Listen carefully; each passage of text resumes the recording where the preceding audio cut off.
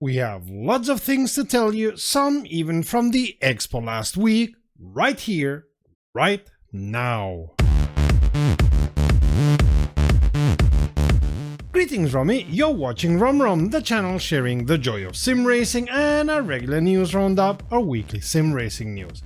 Thanks to all those who come here often, especially those who subscribe, and even more, our patrons. My name is Serta and I will be your host for this video. What a week! Not only have we been de-zombifying ourselves after running around the Sim Racing Expo having excellent conversations with about everyone we met, as you can see, we've been releasing a video per day with all the information and conversations we've had at the expo, and we still have material for many more videos. You'd better subscribe right away so you don't miss any of those other excellent videos about incredibly interesting sim racing stuff. Added to that, Rennsport released an update this week, there's some smaller news coming from the expo, and we have lots of information about Assetto Corsa Evo. There's tons to do and view in our channel, for example, the news. Rennsport had an update this week pushing the sim to version 1.11.1, and we're incidentally able to release an Aston Martin GT3 sooner than Assetto Corsa Competizione. On the other hand, as we'll tell you later, Kunos had their hands full with other stuff.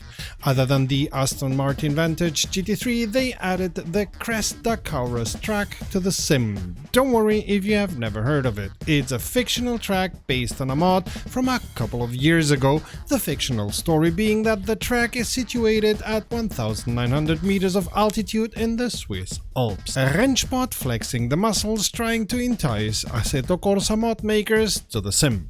Let's see how it goes, although it's strange we haven't seen more licensed content come onto the sim.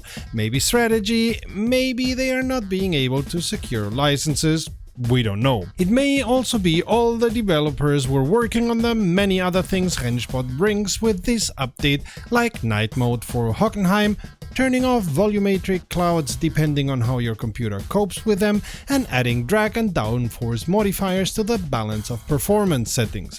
This is already more than ACC offers when it comes to BOP, if we remember correctly. Furthermore, all tracks have seen improvements, with Fuji at night getting special attention. On the very technical side of things, they have upgraded the Unreal Engine, added support for AMD GPUs, and tweaked the load the CPU has to bear, which will help those of you who are on potato PCs. Moving on to replays, you have now time dilation, event markers, a way to start and stop replays on the HUD, and the sim will now notice car crashes, corners cut, and some other events and mark them in the replay accordingly, so you can jump to those directly. The replay menu has been overhauled, the HUD shows more detailed network stats, and if you end up messing up your HUD settings, there's a button to reset it to default and start all over again. And if you don't want a ghost car in time trial, you can now turn it off. Given all these improvements, it's no wonder the developers didn't have much time for new content. Man, what a list! The Sim Racing Expo was great for anything ImSim. Not only did they add 3 great updates to their newest Gara motion rig in the form of an active seatbelt and loudspeakers directly on the seat, as well as tactile feedback on your lower back, Kunos Marco Mazzarutto was so impressed driving Assetto Corsa on the Gara that he called his team to check it out, and afterwards gave ImSim a license for Assetto Corsa Evo. In sim racing terms, this amounts to being knighted. Congratulations on that, ImSim. Oh, and while I'm at it, one of the things you could do at the expo was driving Assetto Corsa Evo in the rain in Bathurst. Which maniacal masochist at Kunos decided that, huh? Raceroom had 2 updates last and this week, a lot of it having to do with cleaning up the rendering code and polishing it. The shared memory API got some fixes and new settings, a pass on the AI logic, and lots of small tweaks to a varied range of cars. See the link in a description for the whole list. Also, we see a lot of setup changes that have to do with gearing, which is something that does not happen often. Wonder how that came about. Not surprisingly, the new track of Deep Holz needed some corrections, and we'll have some more Raceroom in one of our next videos about the Sim Racing Expo, as we spoke with Raceroom's boss about what 2025 will bring. SCS simulators now have the Driving Academy we talked about in the video linked up there. Now, how to find the time to test that excellent update? As always, Halloween is here inviting you to deliver for some ghostly, not ghastly, digital enhancements to your truck. LMU Ultimate had an extensive patch with lots of fixes to the AI, some fixes to track limits, and fixes to avoid the game crashing in some very specific scenarios. The UI also saw extensive fixes of diverse errors, with special care to correct wrongly recommended tire temperatures, but also other assorted issues. Closing the list are extensive fixes at Kota.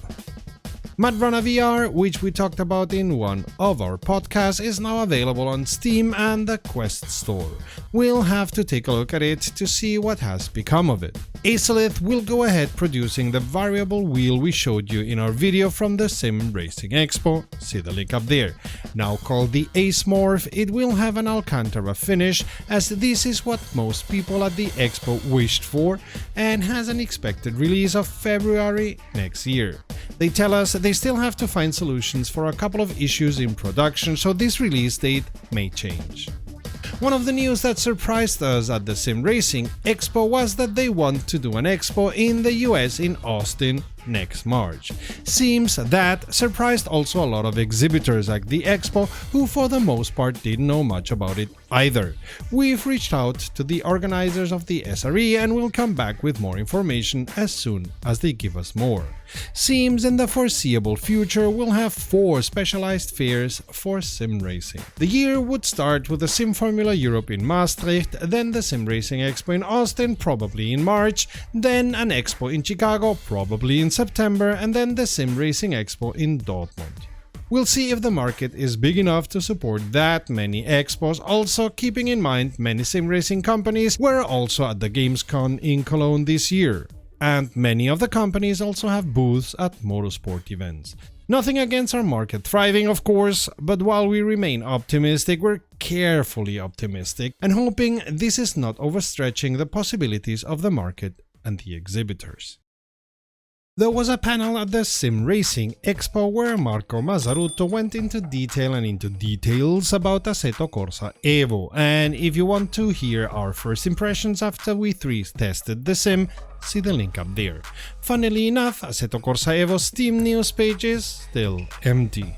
As we already know, Kunos built a complete new engine for this sim, an engine that could handle triple screens and VR and be the engine of a racing sim. The weather will be as dynamic as the track, and yes, there will be free roam with hundreds of kilometers of roads. The physics have been improved from the older offerings from Kunos, no surprise here. Kunos' good standing with AC and ACC helped them not only get large amounts of data from the manufacturers, but also allowed them to drive many of the cars themselves and so find out how the cars handled in real life, which informed how they worked on the physics to get the cars as near to reality as possible in Evo. Talking about cars, Marco made it very clear that the cars we see in the trailers and saw in the demo are only an example, and that we can expect many types of cars, from hypercars to the kings and queens of racing, the LMPs, with open-wheelers and GT cars in between, and probably about anything else. But outside of racing, they took a look at the broad gamut of experiences mods have brought to Assetto Corsa and have taken this as a guidance for what Assetto Corsa Evo will be. Starting with free roaming, but who knows what else will be there? Drifting? Toge? Nohesi? Mazzarutto was very candid in saying that they did this also to expand the user base of Assetto Corsa Evo into people who are not sim racers but who may enjoy a realistic driving simulation. Beyond that, they also planned from the start to create, and I quote, the RPG of the petrolheads. Something more than a career. We'll have to see what that looks like. The sim will have a very basic economic system that will expressly have no microtransactions. Kunos were very clear about it, but that will have you do a progression similar to what is in different other games. Gather experience, therefore gather money, buy new cars, new parts, etc. Interestingly enough, they seem to have outsourced a big chunk of the multiplayer, at least the server part, to SimGrid, hi Steve, so Kunos can concentrate on development of the game and we suppose the server side and not have to bother about setting up servers. This does not mean you will only be able to multiplayer on SimGrid, as Mazzaruto made it clear they will have as open a system as Assetto Corsa had, but of course SimGrid have for now the knowledge advantage. Thinking about the RPG part of it, it might be interesting to see if there's going to be different servers that offer their own Evo experience, as it happens in the sci-fi game world with, for example, Empyrean. See the link up there. While mods will be part of AC Evo at some point, the sim won't be moddable on first release.